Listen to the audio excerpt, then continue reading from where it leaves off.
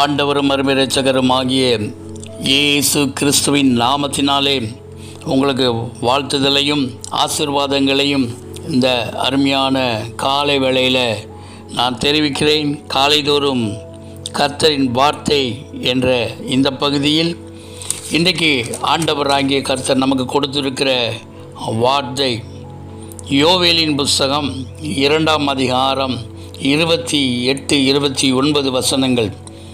அதற்கு பின்பு நான் மாமிசமான யாவர் மேலும் என் ஆவியை ஊற்றுவேன். அப்பொழுது உங்கள் குமாரரும் உங்கள் குமாரத்திகளும் தீர்க்க தரிசனம் சொல்லுவார்கள்.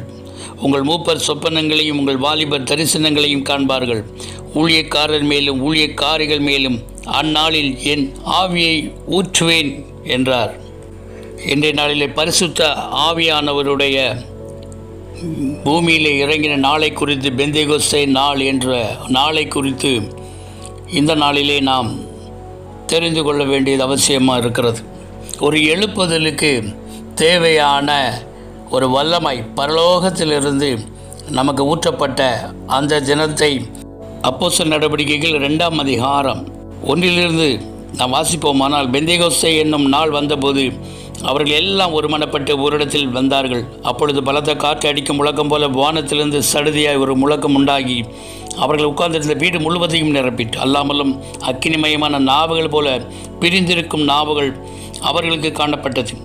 அவர்கள் ஒவ்வொரு மேலும் வந்து அமர்ந்தது. அவர்கள் எல்லாரும் பரிசுத்த ஆவியினாலே நிரப்பப்பட்டு ஆவியானவர் தங்களுக்கு தந்தருளின வரத்தின் படியே வெவ்வேறு பாஷைகளில் பேசத் தொடங்கினார்கள். தேவ ஜனங்கள் சோர்ந்து போயிருக்கிற கால வேளையில் பரிசுத்த ஆவியான ஒரு எழுப்புதலை தேவ ஜனங்கள் மத்தியிலே கொண்டு வர அவர் போதுமானவராக இருக்கிறார். அப்போஸ்தலர் நடவடிக்கைகள் 1ஆம் அதிகாரம் 8ஆம் வசனம் சொல்லுது, பரிசுத்த ஆவி உங்களிடத்தில் வரும்.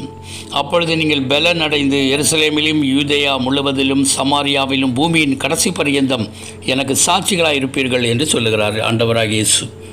பரிசுத்த ஆவியானவர் நம் ஒவ்வொரு மேலும் இறங்கும் பொழுதும், நாம் அதை அனுபவிக்கும் பொழுதும் நம்முடைய வாழ்க்கையில் ஒரு புதிய மாற்றங்களை, ஒரு எழுப்புதலை தேவன் தருகிறார். முதலாவது தனி மனித எழுப்புதலை தேவன் விரும்புகிறார்.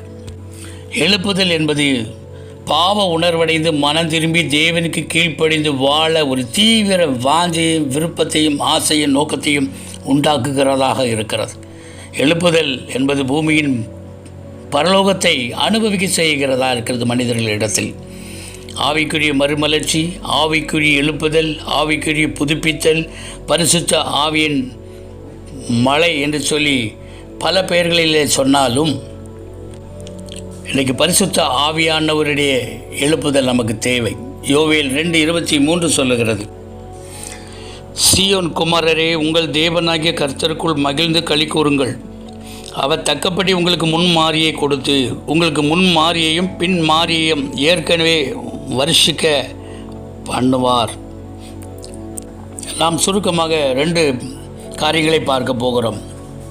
எசேக்கியா நாட்களில் நடந்த ஒரு எழுப்புதலை நாம் காணப்போகிறோம். 2 நாளாகமம் 29, 30, 31, 32 அதிகாரங்களிலே அழகாக தேவன் ஒரு எழுப்புதலை கட்டளையிட்டார். 2 நாளாகமம் 29ஆம் அதிகாரம் 3ஆம் வசனம். எசேக்கியாவின் நாட்களிலே அங்கே அவன் தன் ராஜ்யபாரத்தின் 1ஆம் வருஷம் 1ஆம் மாதத்தில் கர்த்தருடைய ஆலயத்தின் கதவுகளை திறந்து அவைகளை பழுது பார்த்தான் என்று பார்க்கிறோம். அது மாத்திரமல்ல, ஆசாரியர்களையும் லேவியரையும் அழைத்து தேவாலயத்தை முந்தின சீருக்கு கொண்டு வர கட்டளையிட்டான். தேசத்தின் பாவ நிவர்த்திக்காக தேவ ஆலயத்தின் பலிகளை செலுத்தினான். தெய்வ ஆலயத்தின் ஆராதனையை ஏற்படுத்தினான். பாடகர்களையும் இசைக்கறி வாசிக்கிறவர்களையும் ஏற்படுத்தினான். அந்நிய பலிபீடங்களையும் விக்கிர தோப்புகளையும் அழித்தான்.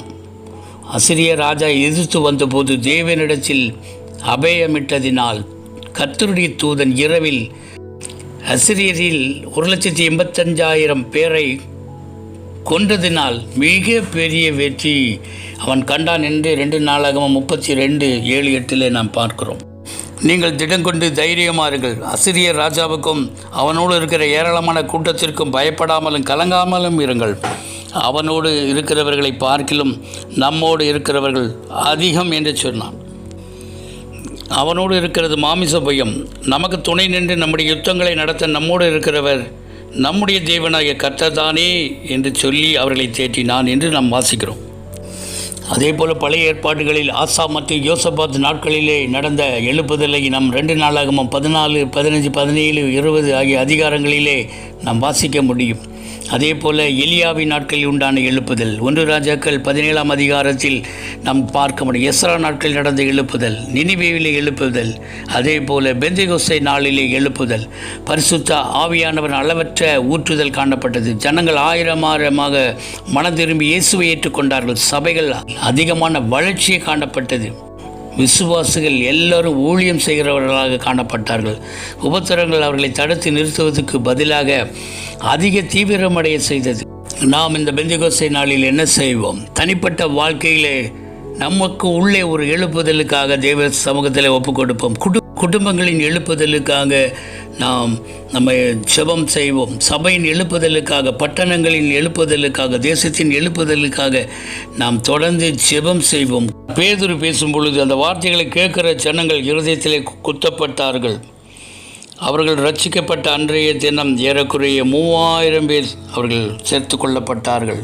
அங்கே தேவ நாமம் மகிமைப்பட்டது. இன்றைக்கு நாமும் இந்த பெந்தேகோஸ்தே நாளிலே மாமிசமான யாவர் மேலும் என் ஆவியை ஊற்றுவேன் என்று சொன்ன தேவன் அப்படியாக யோவேலின் சொன்னபடியாக தேவனுடைய வாக்குத்தத்தங்கள் ஒன்றும் பிசகி போகாதபடிக்கு தேவ ஆவியானவர் நம்மேல் ஒவ்வொரு நாளும் ஊற்றப்பட வேண்டுமாக, புதுப்பிக்கப்படும்படியாக, தேவனுக்கு மகிமை செலுத்தும்படியாக அந்த எழுப்புதலுக்கு நாமும் பங்குள்ளவர்களாய் மாற நம்மை ஒப்புக் கொடுப்போம். கர்த்தர் தாமே இந்த வார்த்தைகளை கேட்டுக்கொண்டிருக்கிற ஒவ்வொருவரையும் ஆசீர்வதிப்பாராக.